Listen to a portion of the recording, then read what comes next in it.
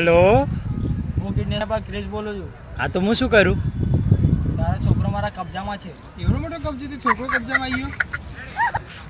હાલ 10 લાખ રૂપિયા. તારો છોકરો મારા કબજામાં છે.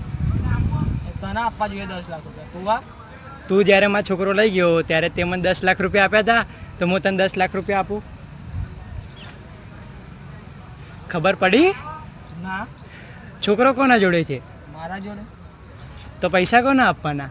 મારે પણ તમારા લોના પૈસા અમે તમારો છોકરો કિડનેપ કર્યો. ખોલ આને ખોલ.